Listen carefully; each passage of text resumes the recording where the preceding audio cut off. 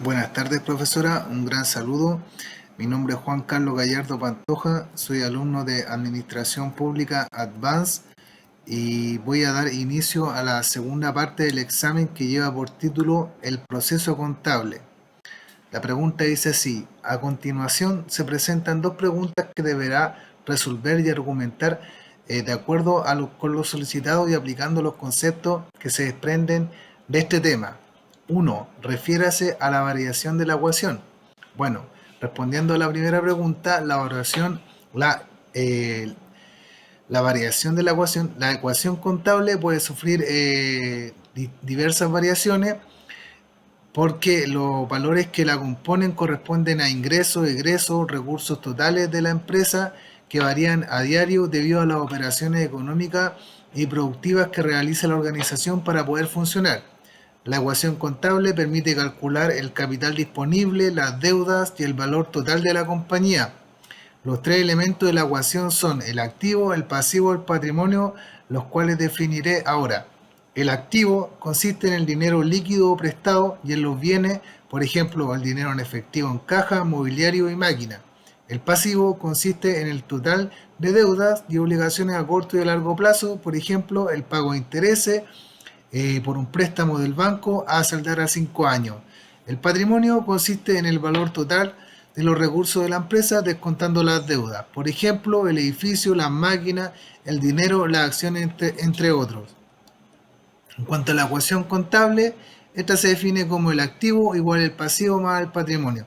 Por ejemplo, al iniciarse, la empresa tiene el siguiente saldo contable: activo 10 millones, pasivo igual a 0, patrimonio 10 millones. Entonces decimos activo igual pasivo más patrimonio 10 millones es igual a 0 más 10 millones.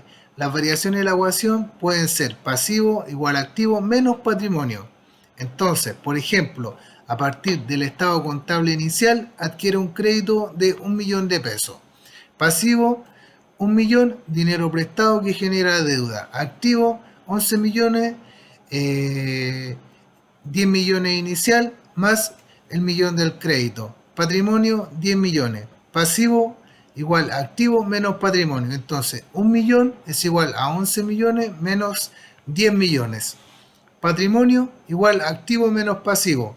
Por ejemplo, patrimonio 10 millones, activo 11 millones, pasivo 1 millón. Decimos entonces que el patrimonio es igual al activo menos el pasivo. 10 millones igual 11 millones menos 1 millón de pesos. Espero que se haya entendido la respuesta a la primera pregunta.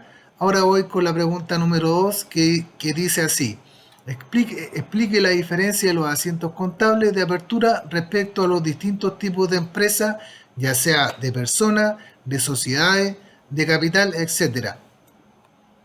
Entonces voy a comenzar con el asiento contable de apertura de las empresas individuales. Bueno, en esta situación las empresas de único propietario, los antecedentes para el asiento de apertura son los que figuran en la declaración de inicio de las actividades que todo comerciante o empresario debe presentar al Servicio de Impuestos Internos. En esta declaración, además del nombre o razón social del negocio, domicilio, objeto social, está el monto del capital con que se inician las actividades y los recursos y eventualmente las deudas que esté representando dicho capital. Ejemplo, el señor Armando Arias inicia sus actividades comerciales el 20 de julio del 2014 con un aporte en efectivo de pesos.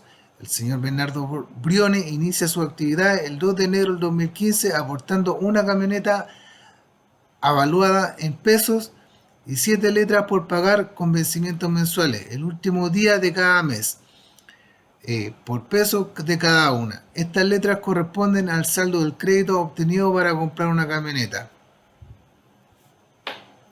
Ahora voy con el asiento de apertura de sociedades de personas. Bueno, la apertura de sociedades de personas implica dos instancias. La primera, registro de capital acordado y comprometido por los socios. 2. El registro del pago del aporte comprometido por cada uno. Al igual que en las empresas de propietario único, en las de capital se obtiene de la declaración del inicio de actividades y en las sociedades. También de la escritura pública de constitución de sociedad. Bueno, estos documentos se encuentran antecedentes tales como el giro de la actividad, el monto del capital social. Además, en la escritura están los datos sobre el aporte comprometido por cada socio, la forma y los plazos de pago, la distribución de la utilidad y la pérdida.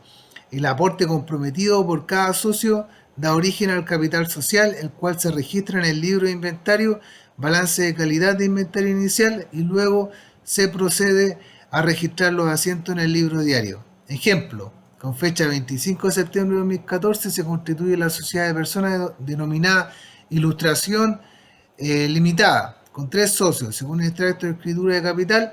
Socios de peso, el socio Domingo Díaz se compromete a aportar el 50%, el socio Elías Espinosa el 20% y el socio Francisco Flores se compromete con el 30%.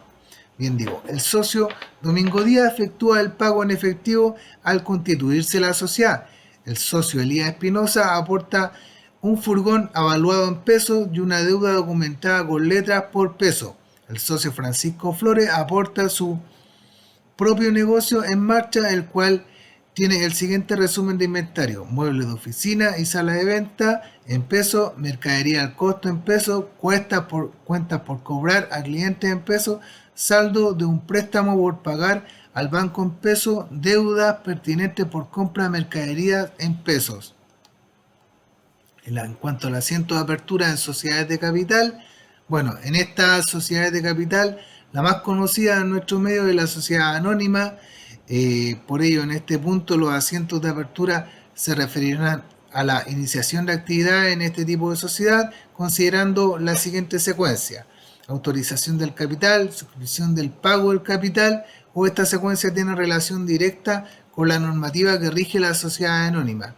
En los antecedentes acerca del capital se encuentran, al igual que en las sociedades de personas, la escritura pública de constitución de la sociedad y en la declaración de inicio de las actividades que se presentan en el Servicio de Impuestos Internos, pero muy particularmente en el dictamen de la Superintendencia de Valores y Seguros, que ahora es Comisión del Mercado Financiero, mediante el cual se autoriza la proposición del capital que hacen los accionistas fundadores y la forma en cómo este va a ser suscrito y pagado.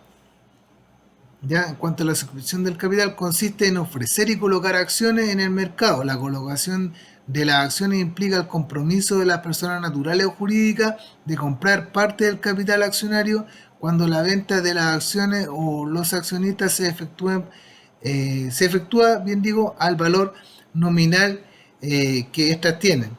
Se habla de colocaciones a la par cuando se cobra un precio mayor al nominal. Se trata de colocaciones con prima cuando el valor cobrado es inferior al valor nominal. Son colocaciones con descuento. La prima es la colocación de acciones desde el punto de vista del patrimonio de la sociedad. Es el mayor valor patrimonial que no se distribuye a los accionistas, sino que permanece en la sociedad. Por su parte, el descuento en las colocaciones es un menor valor del patrimonio. La adopción de una u otra de estas alternativas dependerá del tipo de sociedad, la mayor o menor demanda de la compra de acciones, la prontitud en disponer del capital pagado, una variable propia de la sociedad anónima que se esté constituyendo. Ejemplo, se constituye una sociedad anónima con un capital autorizado en pesos dividido en acciones con un valor nominal de 4.000, tal como está en la materia.